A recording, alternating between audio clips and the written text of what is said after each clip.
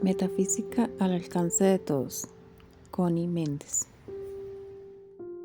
Capítulo 1. Cristianismo dinámico. Antes de emprender cualquier oficio que sea, el candidato que lo va a desempeñar recibe instrucciones o estudia la técnica del mismo. Sin embargo, hay uno que emprende su cometido totalmente a ciegas, sin instrucciones, sin técnica, sin brújula, compás o diseño, sin nociones de lo que va a encontrar. Es el ser humano, que es lanzado a la tarea de vivir, sin saber siquiera qué cosa es la vida, sin saber por qué algunas vidas transcurren en medio de la opulencia y las satisfacciones mientras otras las pasan en la miseria y el sufrimiento. Unas se inician con todas las ventajas que pueda idear el afecto y sin embargo las persigue un atajo de calamidades, y el ser humano se debate en conjeturas, todas erradas, y llega el día de su muerte sin que él haya adivinado siquiera la verdad respecto a todo esto. Aprende la gran verdad: lo que tú piensas se manifiesta. Los pensamientos son cosas. Es tu actitud la que determina todo lo que te sucede. Tu propio concepto es lo que tú ves, no solamente en tu cuerpo y en tu carácter, sino en lo exterior, en tus condiciones de vida, en lo material. Sí, tal como lo oyes, los pensamientos son cosas. Ahora verás. Si tú tienes costumbre de pensar que eres de constitución saludable, hagas lo que hagas, siempre serás saludable. Pero cambias tu manera de pensar, te dejas infundir el temor de las enfermedades y comienzas a enfermarte. Pierdes la salud. Si naciste en la riqueza, es posible que siempre seas rico, a menos que alguien te convenza de que existe el destino y comiences a creer que el tuyo puede cambiar de acuerdo con los golpes y reveses, porque así lo estás creyendo. Tu vida, lo que te ocurre, obedece a tus creencias y a lo que expresas en palabras. Es una ley, un principio.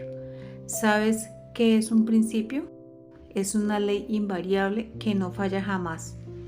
Esta ley se llama el principio del mentalismo.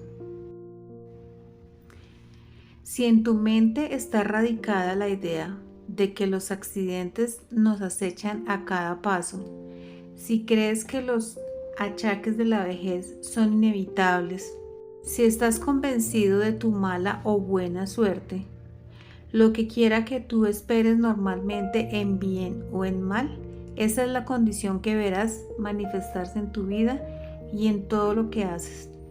Ese es el porqué de lo que te ocurre. No se está jamás consciente de las ideas que llenan nuestra mente. Ellas se van formando de acuerdo con lo que nos enseñan o lo que oímos decir.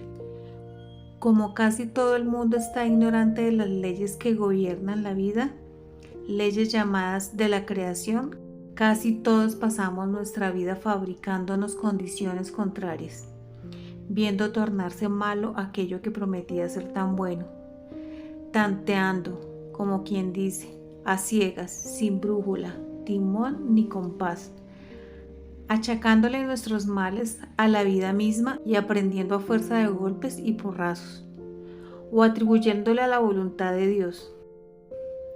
Con lo que hasta aquí has leído, te habrás dado cuenta que el ser humano no es lo que te han hecho creer, o sea, un corcho en medio de una tempestad, batido aquí y allá según las olas. Nada de eso. Su vida, su mundo, sus circunstancias, todo lo que él es, todo lo que le ocurre son creaciones de él mismo y de nadie más.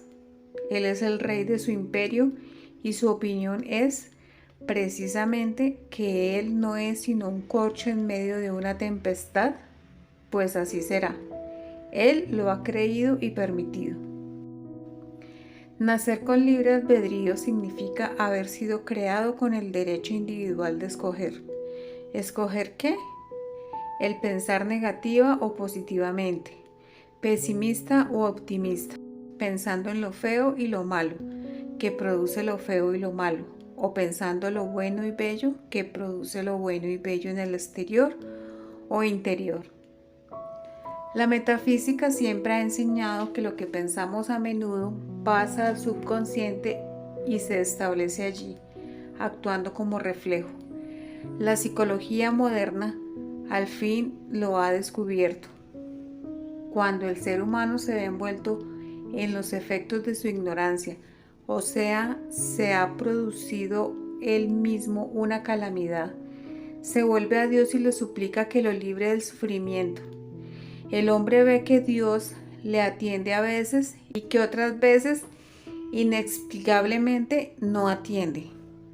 En este último caso es cuando sus familiares lo consuelan diciéndole que hay que resignarse ante la voluntad de Dios, es decir, que todos dan por sentado que la voluntad del Creador es mala.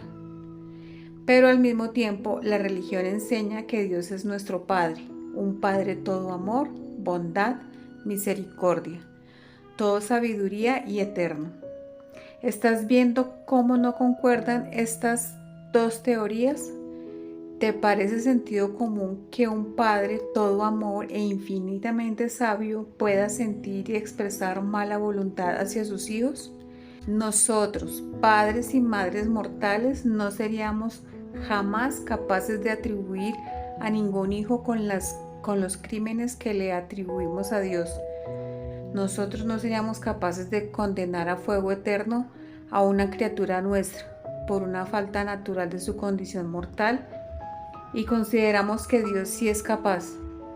Es decir, que sin que nos demos cuenta clara de ello, le estamos atribuyendo a Dios una naturaleza de magnate caprichoso, vengativo, lleno de mala voluntad, pendiente de nuestra menor infracción para atesarnos castigos fuera de toda proporción.